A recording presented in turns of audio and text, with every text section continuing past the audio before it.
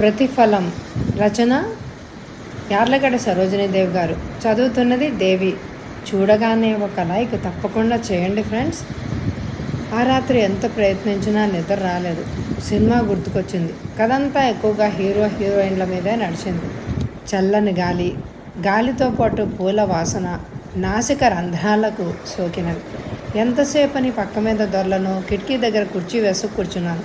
బావగారి మాటలు, వెక్కి వెక్కి ఏడుస్తున్న రాధక్క. తలుపులు తీసుకొని నెమ్మదిగా మెట్లు దిగి హాల్లోకి వచ్చాను. పక్క గదిలో నుంచి బావగారి మాటలు కఠినంగా వినిపిస్తోంది. ఉండి ఉండి నిన్ను చేసుకున్నందుకు బాగా బుద్ధొచ్చింది. సుఖం శాంతి లేకుండా చేస్తున్నావు. నీలో నీవే కుమిలిపోకపోతే అంత బాధకి కారణం చెప్తే అదేమిటో సరిదిద్దుకోవచ్చుగా. మీరే కాదు, ఆ భగవంతుడు కూడా సరిదిద్దలేడు. మా అమ్మ చేసిన ఈ పెళ్ళి నా వినాశనాన్నే కోరిందే కానీ నా సుఖాన్ని కాదు. చేతుల్లో ముఖం దాచుకొని బావురు మంది రాధక్క. ఏంటి రాధక్క ధోరణి? సామాన్య కుటుంబంలో నుంచి సిరి సంపదలు గల ఇంటికొచ్చినందుకు అదృష్టంగా భావించారు. బావగారు కూడా ఎంతో మంచివారుగా కనిపిస్తున్నారు. అందానికి అందం, తెలివి ఇవన్నీ ఉన్నాయి. మరెందుకు ఇలా భర్త అంటే రాధక్క విముఖత చూపిస్తోందో ఆపుకోలేక తెరిచి ఉన్న కిటికీలోని చూశాను. రాధక్క మంచం మీద బోర్లా పడుకుని ఉంది. బావగారు పచారులు చేస్తున్నారు. ఆయన ముఖం గంభీరంగా ఉంది. రాధా, నువ్వు ఇలా చీటికి మాటికి ఏడుస్తూ కూర్చుంటే నేను చూడలేను. నన్ను వేధించకు రాధా, ప్లీజ్. రాధా, బావగారి బ్రతిమలాడే ధోరణి చూస్తున్న నాకు ఆయన మీద జాలేసింది. బ్రతుకంతా ఏడిపోయింది. రాధకి ఏడుస్తూనే ఉంది. మళ్ళా అదే మాట. ఇప్పుడు నీకేం లోటు వచ్చిందని? పెళ్ళైనప్పటి నుంచి ఈ మాటే, ఈ ఏడుపే వింటున్నాను. సహనానికి కూడా హద్దు ఉంటుందన్న సంగతి నీవు మర్చిపోయావు. ఇంకా నిన్ను ఎలా సుఖపెట్టాలో, ఎలా పూజించాలో నాకు తెలియకుండా ఉంది అంటూ రాధక్క దగ్గరగా వచ్చి నిలబడి తిరిగి అన్నాడు. నీకు ఎలాంటి లోటు లేకుండా చూసుకుంటున్నాను. నీవు కోరిన రీతిగా నీకు ఇష్టం వచ్చినంత స్వేచ్ఛ, స్వాతంత్రాలు నీకు ఇచ్చా. నువ్వేం చేస్తున్నావని నేను ఎప్పుడైనా ప్రశ్నించానా? నువ్వంటే నాకు ఎంతో, నేనంటే నీకు కూడా అంతే అని అనుకున్నాను. కానీ నువ్వు దాన్ని సద్వినియోగం పరచుకోవడమే లేదు. నన్ను ఎంత కాలమని ఇలా దూరంగా ఉంచుతావు? నీ ప్రవర్తన నా ఓర్పును నశింపజేస్తోంది. ఒక్కనాడైనా నవ్వుతూ నాతో అన్యోన్యంగా ఉన్నావా? నిన్ను చేరుకొని నేను చూపడలేదు, తృప్తిగా నవ్వుకోలేదు. నన్ను అంటరాని వాణి కింద చూస్తున్నా సహించాను. కానీ రాధా, బావగారి మాటలు పూర్తిగా లేదు. అసహనంగా రాధక్క అందుకుంది. అయితే విడాకులు ఇవ్వండి. బావగారు ఉలిక్కి పడ్డట్టు రాధవంక చూశారు. ఆ చూపులో కోపం కానీ దౌర్జన్యం చిహ్నాలు కానీ కనిపించలేదు. చాలా ప్రశాంతంగా ఉన్నవి ఆ భావాలు. విడాకుల మనస్ఫూర్తిగా అంటున్నావా ఆ మాట నీవు? రాధా, నా వల్ల తప్పేమైనా జరిగిందా? నాలో లోపం కానీ, నీకు చేసిన లోటు కానీ, నీ స్వేచ్ఛను అడ్డగించానా? చెప్పు రాధా, వీటికి జవాబు చెప్పు. విడాకులు నువ్వు కోరినంత మాత్రాన ఇచ్చేంత అజ్ఞానం కాదు. నిన్ను బంధించి ఉంచాలని నీకు అనిపిస్తే మాత్రం క్షమించు. నీ దారికి అడ్డు రాకుండా నేను తొలగిపోతాను. అప్పుడైనా నీ బాధ తీరుతుంది అనుకుంటే నేను సంతోషిస్తాను. నన్ను ఎందుకు ఇలా మాటలతో చిత్రవద చేస్తున్నారు? నీవు అన్న మాటకి జవాబు మాత్రమే. నిన్ను చిత్రవద చేసేంతటి మూర్ఖుణ్ణి కాను. నీ బాధ ఏంటో చెప్తే కదా దానికి పరిష్కారం ఏమైనా ఉంటే ఇద్దరం అన్వేషిద్దాం. ఈ బాధ ఇంక జీవితంలో తీరదు. మనం దూరంగా ఉండడమే మంచిది విసురుగా అంది రాధక్క. ఇప్పుడు మాత్రం దగ్గరగా ఉంటున్నామా? సుఖంగా ఉంటున్నామా? అందుకే విడాకులు ఇచ్చి వదిలించుకోమంటున్నాను. చివరికి నీకు ఆగతే పడుతుంది రాధా. నేను సిద్ధంగా ఉన్నాను. రాధక్క మాటతో బావగారు చటుక్కున నిలబడిపోయారు విసుగ్గా చూస్తూ. అన్నిటికీ బరి తెగించిన దానివి. ఇలాంటివి నీకు ఒక లెక్క. నీ అంత రాక్షస హృదయం కాదు నాది. అందుకే నువ్వెంత మొరటుగా ప్రవర్తించినా సహిస్తున్నావు. మీ అమ్మ ఎంత గొప్పదో నాకు తెలుసు. అందుకే నిన్ను పెళ్లి చేసుకున్నాను. పసితనం అందే తల్లి తండ్రి కరువైనా ఇతరుల దానికి ఆశించకుండా స్వశక్తి మీద నిజాయితీగా నిలబడి ఈ స్థాయికి చేరుకోగలిగాను. అనురాగం, లాలన అంటే ఏమిటో ఎరగను నేను. ఇవన్నీ నీలో చూసుకొని కడుపు నింపుకోవచ్చా అనుకుని ఉవ్విళ్ళూరాను. జీవితంలో నేను నీతో పొందగలను అన్న నమ్మకము, వేటిని అందుబాటులో ఉంచుకొని కూడా నేను అనుభవించలేకపోతున్నాను. అనుభవించుతున్నానన్న నా మనసుని, లోకాన్ని మభ్యపెడుతున్నాను. అలా తృప్తి పడుతున్నాను. నేను నీ ఇష్టానికి కారణభూతుడినైతే నీ ఇష్ట ప్రకారమే కానివ్వు అంటూ సోఫాలో కూర్చున్నారు. నన్ను నేను మనస్ఫూర్తిగా మీకు అర్పించుకోలేకపోతున్నానని ఎన్నోసార్లు చెప్పాను. ఇప్పుడు కూడా చెప్తున్నాను. పదే పదే వేధించనవసరం లేదు. తిరస్కార భావంతో అంటున్న రాధక్క మాటలకి అసహ్యం కలిగింది నాకు. అలాగంటూనే అప్పుడప్పుడు నీకు నాతో తప్పడమే లేదు. నాకు మరొక దారి తొక్కడం చేతగాక నీ వెంట పడుతున్నాను. కావాలనుకున్నప్పుడు బలవంతంగానైనా నా కోరిక తీర్చుకోగలను. కానీ నా పశుబలం ముందు నీవు నీ కన్నీరు నాకు ఒక లెక్కే కాదు. అలా చేయడం రాక్షసత్వాన్ని నాకై నేను ప్రస్ఫుటింప చేసుకున్న వాడిని అవుతానని బాధపడుతున్నాను. దాంపత్యంతో మగవాడు, అందున వివాహమైన భార్య ఇంట్లో ఉంటే ఏ మగాడు నిగ్రహంగా ఉండలేడు అని నీకెలా తెలియజెప్పను రాదా? తన భర్త ఇవన్నీ ప్రతి స్త్రీకి ఆదర్శప్రాయంగా, గౌరవనీయంగా, అదృష్టంగా భావించాలే కానీ అవమానకరంగా భావించకూడదు. విరిగిన మనసు అతకదు. అతికించాలన్నా వ్యర్థ ప్రయత్నం చేయకండి. మాట అంటే మీకు గౌరవం కొద్దీ నన్ను ఉద్ధరించాలని పెళ్లి చేసుకున్నారు. నేను అనుకున్నది, ఆశించింది ఒకటైతే జరిగింది మరొకటి. నా కర్మకి నేను కుమిలిపోతున్నాను ఏడుస్తూ అంది రాధక్క. నీ మాటలతో నన్ను పిచ్చివాణ్ణి చేస్తున్నావు. నా సహనాన్ని ఇంకా ఇంకా రెచ్చగొట్టి నువ్వు ఆనందిస్తున్నావు. అగ్ని సాక్షిగా నీ మెళ్ళో మనస్ఫూర్తిగా మాంగళ్యం కట్టిన నేను ఇవాళ ఆ మాంగళ్యాన్ని విడాకులతో అగౌరవపరచలేను. నీవంటే నాకు ద్వేషం లేదు రాదా, ప్రేమ తప్ప. నువ్వు నాకు భార్యవు, ప్రేయస్వి, అన్నీ నీవే రాదా, నీవే. ఇలాంటి అనుబంధంతో కూడిన అనుబంధం మనది. ఈ పవిత్రతను అర్థం చేసుకోలేక మూర్ఖంగా ప్రవర్తిస్తున్నావు. సంతోషం, సంతృప్తి కొరకు ఏం చేయమన్నా నేను చేస్తాను. చెప్పు రాదా. మంచం దగ్గరగా వెళ్ళి అడుగుతున్న బావగారి మనస్థితి నాకిట్టే అర్థమైంది. కళ్ళు చెమర్చాయి. మాటలే కదా, ఎన్నైనా చెప్పొచ్చు. ఏడుస్తూనే అంది రాధక్క. నోరు మీ రాధక్క. బిగ్గరగా అరవాలనిపించింది కానీ అరవలేకపోయాను. బావగారు బ్రతిమిలాడే తీరు, రాధక్క పెడసరితనం నాకెంతో అసహ్యం కలిగించింది. చేతులారా బావని దూరం చేసుకుంటోంది. ఎందుకు ఇలా మాట్లాడుతోంది? చదువు సంస్కారం గల రాధక్క అంతకు అసహ్యంగా ప్రవర్తిస్తూ ఉంటే మనసున్న మగవాడు కాబట్టి భరించగలుగుతున్నాడు. ఈ పెళ్ళి జరగవలసిందే హేమ. నేను పుట్టగానే నిర్ణయించబడింది. అటువంటిది నేను చూసినా చూడకపోయినా ఈ పెళ్ళి ఆగదు, జరిగిపోతుంది అంతే అన్న రాధక్క ఇప్పుడు భర్త అంటే అంత అయిష్టత చూపించడానికి గల కారణం గృహిణిగా తన ధర్మం నిర్వర్తించలేని రాధక్క అంత మంచి మనసు గల బావకి భారీగా తగదు. ఆయన ఇంకా గౌరవిస్తూ ఉంటే ఆశ్చర్యంగా ఉంది నాకు. ప్లీజ్ రాధా, ఇప్పుడిక నన్ను వారించొద్దు రాధా, ప్లీజ్. అంతలోనే లైట్ ఆఫ్ అవ్వడం, నేను మేడ మీద నా గదిలోకి వెళ్ళిపోయి పడుకున్నాను. మనసు పరిపరి విధాలుగా పోతోంది. ఎలాంటి రాధక్క ఎలా మారిపోయింది? ప్రేమ, వ్యక్తిత్వం, ఆరాధన ప్రాముఖ్యతనిచ్చే రాధక్క చివరికి కట్టుకున్న భర్తనే అసహించుకునే స్థితికి రావడానికి తనను తాను సమర్థించుకోలేకపోతోంది. చివరికి ఇలా ప్రవర్తిస్తోందో ఎంత మర్చిపోదామనుకున్న ఆ సంభాషణే గుర్తుకు రాసాగింది. బలవంతంగా కళ్ళు మూసుకున్నాను కానీ నిద్ర రాలేదు. ఎలాగో తెల్లవారింది అని అనిపించాను. రాధక్కను భావన చూస్తుంటే రాత్రి ఏమీ జరిగినట్టే లేదు. వారి ముఖభావాల్లో కానీ మాటల్లో కానీ ప్రస్ఫుటించడం లేదు. అసలేమీ తమ మధ్య జరగనట్టే నృత్య కృత్యాలతో మునిగిపోయారు. ఉదయం టిఫిన్ కాఫీ తీసుకుని వాళ్ళిద్దరి వద్ద సెలవు తీసుకొని బావగారి కారులో హాస్టల్కి వచ్చాను. టైం 2 గంటలు కావస్తుంది. పడుకో వసంత అంటూ హేమలత లైట్ తీసేసి బెడ్ స్విచ్ వేసి తన బెడ్ మీద వాలిపోయింది. వసంతకి ఇంకేమీ మాట్లాడకుండా తను నిండా రగ్గు కప్పుకొని పడుకుంది. అంతకీ నిద్ర రాలేదు.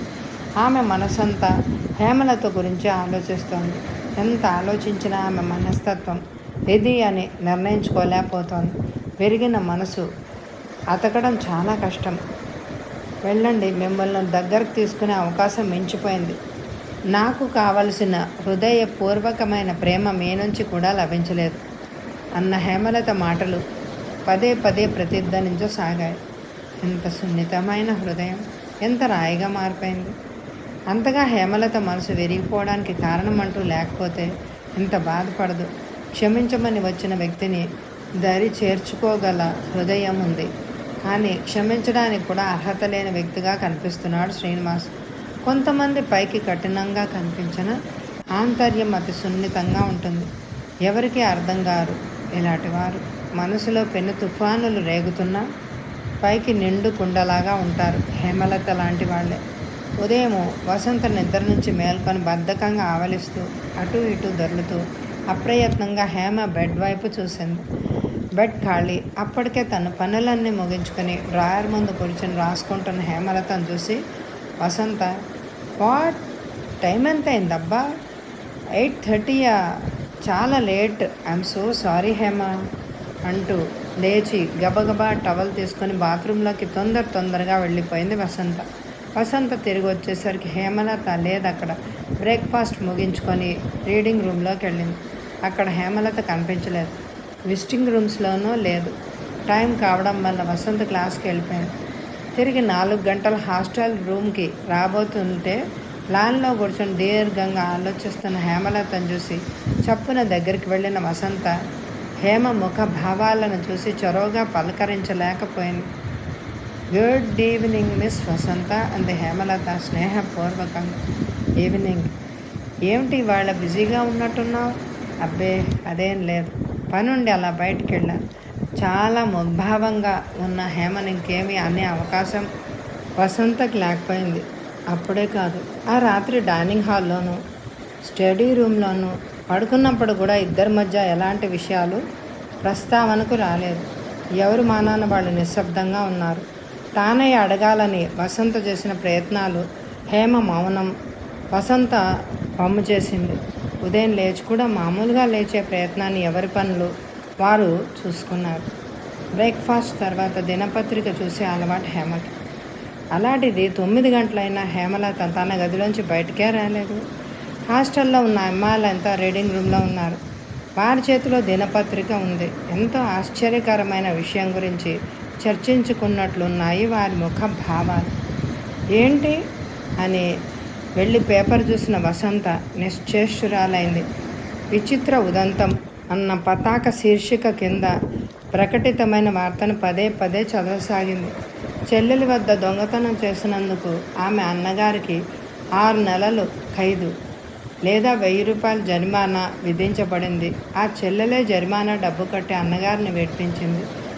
ఆదిలో దొంగగా పట్టించిన ఆమె తిరిగి జరిమానా చెల్లించి అన్నగారిని విడిపించడం తీర్పిచ్చిన మాజీ మెజిస్ట్రేట్ గారే దిగ్భ్రాంతులైన ఉదంతం. వసంత ఆశ్చర్యానికి అంతు లేకపోయింది. గిర్రున వెనుతిరిగి చకచకా మెట్లు దాటి గదిలోకి వెళ్ళింది విసురుగా. వసంత విసురుబాటును ఆమె చేతిలోని పేపర్ని చూసి కూడా చలించలేదు హేమలత. ఏమిటి పని? దాదాపు గర్జించినంత పని చేసింది వసంత. ఏముంది ఇందులో? మామూలే. తేలిగ్గా నవ్వేసింది. ఏమీ లేదనుకునేదానివి ఆనాడు దొంగగా మీ అన్నయ్యను పోలీసులకు ఎందుకు పట్టించావు? అతను అడిగిన డబ్బు అప్పుడే ఎందుకు ఇవ్వలేదు? 4 డబ్బు నష్టపడ్డావు. నష్టాన్ని గురించి నేను ఎప్పుడు బేరీజు వేసుకోలేదు. సహనానికి ఎన్నో ఒక హద్దంటూ ఉండాలి. నాకు తెలిసి ఇప్పటికీ నేను 2 తప్పులు చేశాను. అందుకు మానసికంగా నేను ఎంత వ్యధని అనుభవిస్తున్నానో నీకు తెలియదు వసంత, తెలియదు. ఏమిటా తప్పులు? స్నేహపూరితంగా ప్రశ్నించింది.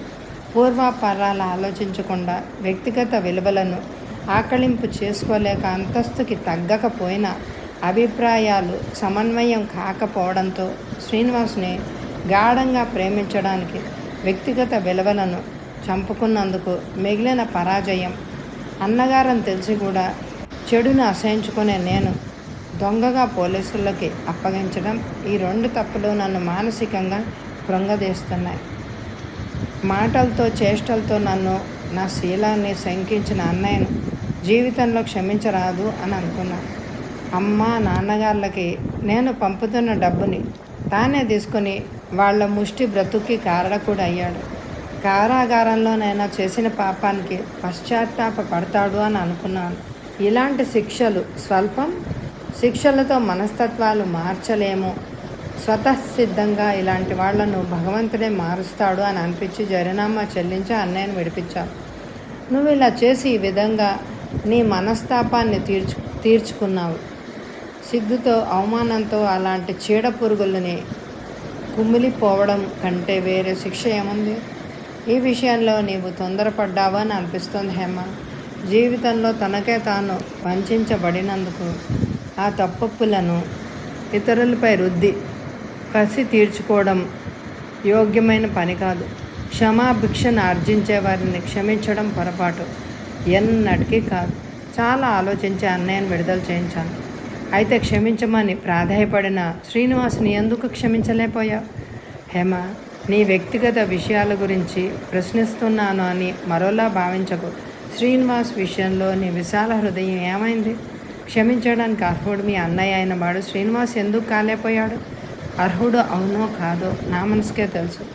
అన్నయ్య దుర్మార్గుడైనా క్షమించడానికి మేమిద్దరం ఒక తల్లి గర్భాన జన్మించిన వాళ్ళం.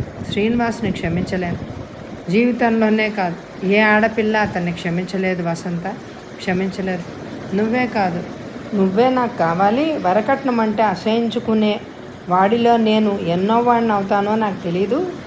ఆ డబ్బేదో మనిద్దరం సంపాదించుకోగలం అన్న శ్రీనివాసుని హృదయపూర్వకంగా ప్రేమించాను, గౌరవించాను, నా మనసుని అర్పించాను. చివరికి డబ్బుకు అమ్ముడు పోవలసిన తన కుటుంబ పరిస్థితులన్నీ చెప్పి తనను మర్చిపోమన్నాడు. నాకన్నిటికీ విలువ లేకుండా చేశాడు. శ్రీనివాస్ చూపించిన ఆప్యాయత, అనురాగం, ప్రేమ, గౌరవం, వల్లించిన ఆశయాలు, ఆదర్శాలు అన్నీ బూటకం. స్త్రీ కౌగిలిలోని వెచ్చదనం, స్పర్శ సుఖాలను ఆశించే ఒక వయసులోని మగవాళ్ళందరూ హృదయపూర్వకమైన ప్రేమ, చదువు, సంస్కారం గల యువతి అర్ధాంగి కావాలి అనే కాంక్ష ఉండదు. వాళ్ళకు కావాల్సింది డబ్బు. కాబోయే అర్ధాంగి సంస్కార శూన్యమైందైనా సరే వేలకి వేలు డబ్బు తీసుకురాగలిగితే కళ్ళకు అద్దుకుని ఏలుకుంటారు. అదే డబ్బు నాకు లేకపోయింది. ప్రేమించిన శ్రీనివాస్ నన్ను తన అర్ధాంగిగా నిరూపించుకోవాలి అంటే కట్న రూపేణ డబ్బు కావాలి అన్నాడు. ఈ కట్నం డబ్బుతో తన చెల్లెలు పెళ్లి కావాలి అని అంటున్నాడు. కుటుంబం కింద అయినా అప్పు తీర్చుకోవాల్సిన అవసరం ఏర్పడింది అన్నాడు. నా మెడలో కట్టే పవిత్రమైన ఆ మాంగళ్యం కూడా కట్నం డబ్బుతోనే కొని నా మెడలో కట్టాల్సిన పరిస్థితులు వాళ్ళవి. నా నుంచి కట్నంగా ఏమీ రాదని తెలిసిన శ్రీనివాస్ ఇలా మారిపోవడానికి కారణం అతని కుటుంబ పరిస్థితులని నేను సరిపెట్టుకోలేకపోయాను. అంటే తల్లిదండ్రుల చాటువాడు ఒక కన్నె మనసుతో ఆటలాడుకునే ముందు తెలియలేదా? అస్తవ్యస్తంగా నా చదువుకి డబ్బు సమకూర్చడంలో సతమతమవుతున్న నేను కట్నంగా వాళ్ళ కుటుంబం కింద చేసిన అప్పులు తీర్చగలనందుకు కావలసిన డబ్బు మాకు లేదు. శ్రీనివాస్ని ప్రాధేయపడుతూ నేను రాసిన ఉత్తరాలు నాకే తిరిగి వచ్చాయి. అయినా సరే శ్రీనివాస్ మీద ఉన్న మమకారాన్ని చంపుకోలేకపోయాను. నాన్నగారు నాకు వివాహం చేయాలని సంబంధాలు చూస్తుంటే మనసు వికలం అవడంతో అంగీకరించలేకపోయాను. వివాహ విషయంలో నీ ఇష్టమేనన్నమాట. అవును, అలాంటి స్వాతంత్రం నాన్నగారు నాకు ఇచ్చారు. వారు ఇచ్చిన స్వేచ్ఛ, స్వాతంత్రాలను సద్వినియోగపరచుకోలేకపోయాను. అదే నేను చేసిన పెద్ద పొరపాటు. ఆ పొరపాటే నా జీవితాన్ని బలిగా తీసుకుంది. అదంతా నీకు చెప్పేస్తేనే కానీ నా మనసులోని బాధ తగ్గదు, నీ ఆతృత తగ్గిపోతుంది. గాద్గద కంఠంతో హేమలత కుర్చీ వెనక్కి వాలింది. వసంత ఆమె బాధను అర్థం చేసుకుంది. హేమలత చెప్పబోయేది ఎలాంటిదైనా అర్థం చేసుకోగలనట్లుగా ఉంది వసంత. ఏదో ఒక ఆశ లేకపోతే బ్రతకడం కడు దుర్లభం. రేపన్న ఆశతో బ్రతకడం సహజం. అసలు కోరికలు తీరినా తీరకపోయినా సరే రేపు కోసం ఎదురు చూస్తూ ఉండడంలో ఉండే తృప్తి మరెందులోనూ ఉండదు. నా పని అలాగే ఉంటుంది. చివరికి ఏ రోజుకు ఆ రోజే శ్రీనివాస్ వస్తాడనుకుంటే దాన్ని అప్పుడైనా ఈ వేళకి ఈరోజు అయిపోతుంది, రేపు వస్తానని ఆ రేపు కోసం ఆశగా ఆ రాత్రి నిద్రపోయేదాన్ని. సాయంత్రం కాలేజీ నుంచి వచ్చి మళ్ళా అనుకునేదాన్ని ఆదివారం ఇంకెన్నో రోజులు లేదు, ఇంకా 3 రోజులు ఉంది. రోజు ఉదయం లేవడంతో ఇంకా 2 రోజులు, ఇంకొక రోజు అనుకోవడంతో రేపన్న ఆదివారం రానే వచ్చింది. ఉదయం 9 గంటలకల్లా శ్రీనివాస్ రానే వచ్చాడు. చిరునవ్వుతో పరామర్శించుకున్నాం. ఎప్పుడు వస్తాడా శ్రీనివాస్ అనుకోవడం, తీరా వచ్చిన తర్వాత ఏం మాట్లాడాలో తెలియని సిగ్గుతో కుచించుకుపోవడం. ఇద్దరం గార్డెన్లోకి వెళ్ళి కూర్చున్నాం. ఇద్దరి మధ్య మౌనం. ఎవరు ముందు మాట్లాడాలి అన్న సందేహం ఇద్దరిలో ఉన్నట్టు మా చేష్టల్లోనే వ్యక్తమయ్యాయి. చేతిలో ఉన్న పూల పొట్లం విప్పి నా ముందు ఉంచాడు శ్రీనివాస్. నవ్వుతూ చప్పున తీసుకోలేకపోయాను. తలెత్తి అతని వంక చూశాను. అదే లాల్చీ పైజమా, అచ్చు బెంగాలీ బాబులానే ఉన్నాడు. ఎడమ చేతి వేలికున్న ఉంగరంలోని రాయి నీరెండకు తళుక్కుమన మెరిసింది. జంటగా ఉన్న గులాబీలు తీసుకుని జడలో పెట్టుకున్నాను. ఏదైనా పిక్చర్కి వెళ్దామా? శ్రీనివాస్ అడిగాడు. అలాగే అంటూ తలూపాను. అయితే లేవండి. తను లేచి నిలబడ్డాడు. ఇప్పటి నుంచి ఎందుకండి? తెలియకన్నాను. మార్నింగ్ షో చూసి హోటల్లో భోంచేసి సాయంత్రం వరకు అలా తిరిగి వద్దాం. ఏమంటారు? అంటూ ప్రశ్నార్థకంగా నా వంక చూశాడు. నేను చూడనివి చూపిస్తానంటే అభ్యంతరం ఏముంది? ఇద్దరం నవ్వుకున్నాం. రూమ్లోకి వచ్చి వ్యానిటీ బ్యాగ్ తీసుకుని రుమాలు తీసుకుని శ్రీనివాస్ని అనుసరించి బయటకు వచ్చాను. జీప్ అక్కడే ఉంది. ఇద్దరం జీప్లో బయలుదేరాం. సినిమా చూసుకుని హోటల్లో భోంచేసి గోల్కొండకి వెళ్ళాం.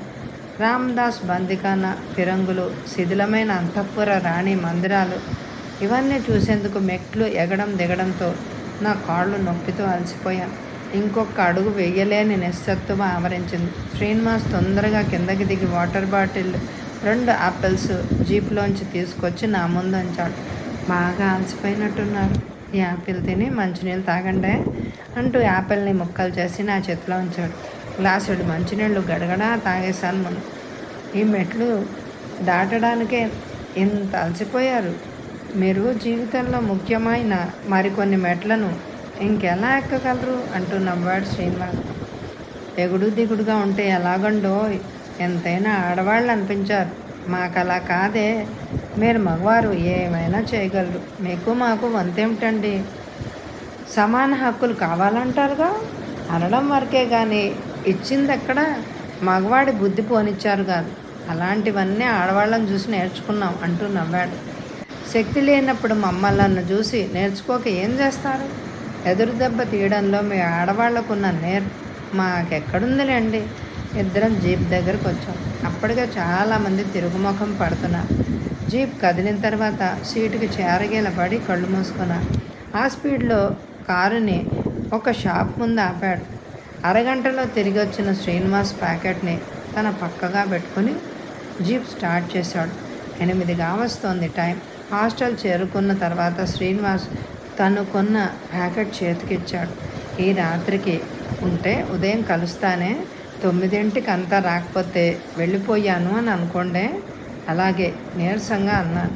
మీరు బాగా అలసిపోయినట్టున్నారు. అసలు మీ ఒంట్లో స్వస్థత లేదనుకుంటా. నన్ను పరకాయించి చూస్తూ అన్నాడు. అస్వస్థత అంటూ ఏమీ లేదు కానీ ఎందుకో కొంచెం అలసటగా ఉందంటూ అనిపిస్తోంది. ఒళ్ళంతా నొప్పులుగా ఉందండి. మిమ్మల్ని బయటకు తీసుకెళ్లకుండా ఉండాల్సింది.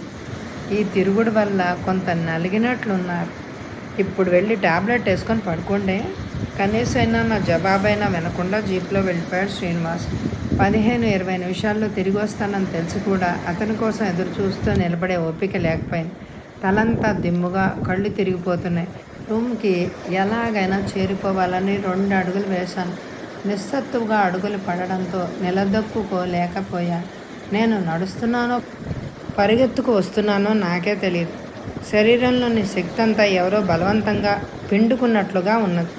పడిపోతున్న నన్ను రూమ్మేట్ శశి వచ్చి పట్టుకొని నెమ్మదిగా రూమ్కి తీసుకువెళ్ళి రావడం నాకు తెలిసింది.